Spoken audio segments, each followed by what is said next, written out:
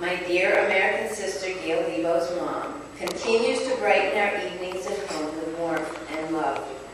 I have been a member of the Ankara Bar Association since 1964 and worked as the Turkish legal advisor to the headquarters of the United States military mission in Ankara for 39 years. During this time, I also attended many criminal cases as defense counsel before the criminal courts in various cities in Turkey involving the U.S. military service members and their families, among other professional responsibilities I had to take care of in the office. In this context, I would like to mention in especial the high responsibility I have always felt in working on the issues of legal nature regarding our two countries. I enjoyed tremendously my work as a lawyer during those most challenging yet fulfilling years. A year ago in July, I was officially retired from my work. The headquarters wished that I continue to work, but as much as I should like to do so, I also felt that it is time for me to take a deep breath and say, yes, dear life, now I do take your offer to enjoy the sweet freedom you opened the way for me to step onto. This is just one sentence from me. Not only did she work from the military, she earned a PhD and taught at the university. And interestingly, her sister conveyed to me at one point that she is one of the leading poets in Turkey. Wow. You kind of feel a little poetry in her letter, I think. At the moment, we, that is my dear sister Muala, and I live in Ankara, which is our permanent address, but we also enjoy very much to stay as long as we can at our little cottage in the Chesapeake Peninsula on the Aegean Sea in western Turkey. It is especially nice and quiet in the spring and in the fall, and in case you decide to come visit with us, please know that you are most welcome. When I received such a wonderful letter from our class president, Paul Huff, almost a year later, for I was not in Ankara for a very long time, informing about and inviting me to attend our ball, I felt so happily surprised and moved. I consider it an honor and a privilege, dear Paul, to hear from you and about our classmates. How wonderful that after 49 years you found me. Thanks a lot, and also thank you ever so much for accepting kindly to deliver this message from my heart, addressing to you all, my dearest friends. Much as I should have liked to have been there with you on this lovely September evening in person, my conditions at the moment make me to stay here. But I know that you know I am there with you all, if not in person, but in spirit, needless to say. I extend all my best wishes for your well-being and happiness for all time.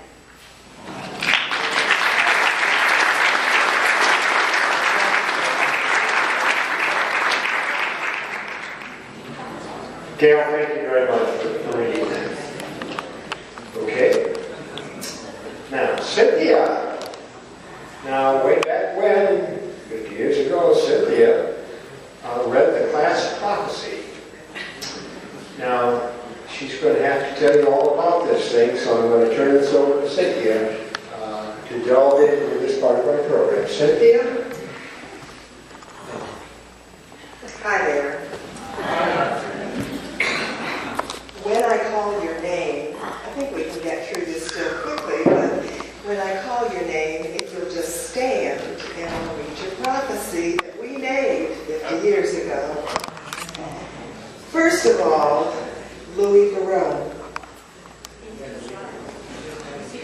He's here?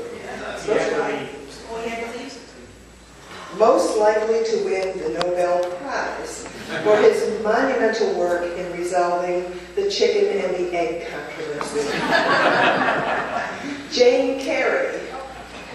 There you are. Most likely to found a hippie colony and later in her mature years to become a cult leader. Ed Bells. Where's Ed? Where's Ed? Okay. Most likely to become a wilderness outfitter on Tonawanda Creek. Rachel Harsey. Rochelle Harsey.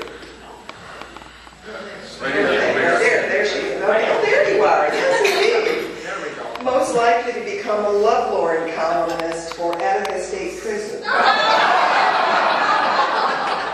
Sally Pontius. Sally? There she is. Hey, Sally. Most likely to become the 1980s Esther Williams, Queen of the Water Ballet. Marty Chapp. There's Marty, way back there. Most likely to become the hairiest, most talkative monk that ever lived. Dick Scafetta. There he is. Dick, most likely to become Tarzan in a film entitled Still Looking for Jane. And help me with this one, Connie D. Gennario.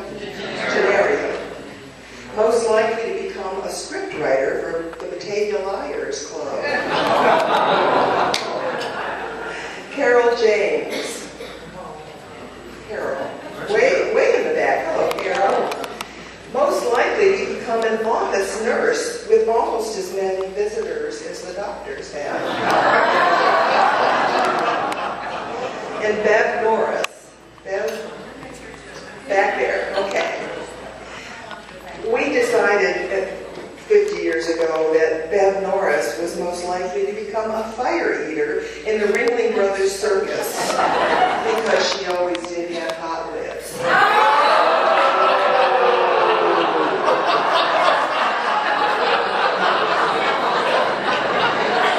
And Gary Rickrack. Gary and I go way back. Gary was most likely to become Mr. Atlas in the Atlas tire advertisements. And Linda Plow. Linda? Oh, there. Hey, yeah, there you are. Hi, Linda. Most likely to become the proprietor of a teen canteen called DuPont and Lavalot. Norm Nowak. There, way over in the corner. Okay, Norm. Back then, it was prophesied that you would be most likely to own a neighborhood grocery store fronting for a makeout parlor in the rear. Marge Willett. Marge Willett. She left already. Well, but see, we said then that she was most likely to become a famous author for her book entitled How to Drive and Keep Pedestrians Alive. Vinnie Sando, right up in front. Hey, Vinnie, you were most likely to marry Mary Louise and then settle down next to her so they both wouldn't have to walk across town to see each other. Donald Harms. Way in the back. Okay, partway, mostly back. He was most likely to be Flavorite Farms to be at Flavorite Farms as a soda jerk, just waiting for the right job to come along. And Andrea Gorecki. I saw Andrea earlier. There you are, Andrea. Most likely to become a prominent writer in her book entitled Why Are the Yellow Pages Yellow? To become a bestseller. And Tony Sampatello. Tony? Back there. Hello, Tony. We decided back then that you were most likely to become a pharmacist for the Mexican drug cartel.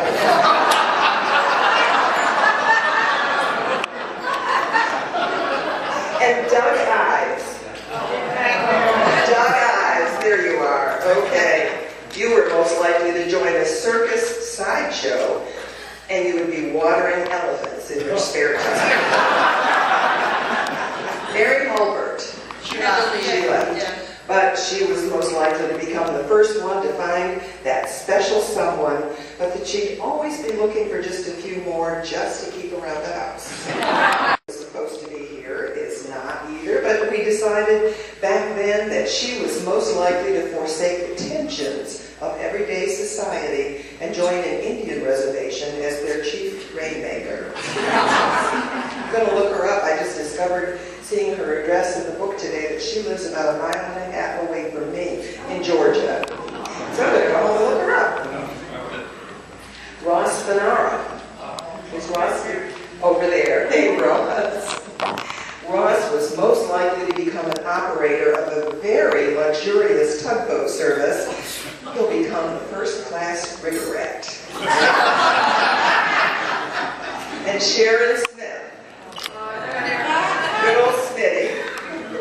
She was most likely to become an elf for the Keebler Cookie Company. And in that capacity, she would invent a new cookie called the Chocolate Smitty. And Sandra Ireland, she was back at my table. She was most likely to fulfill her dream of cleaning up society. She would be managing a public bathhouse. And then this one, we had no idea how prophetic it would be, but Paul Huff, because of his love for spiders,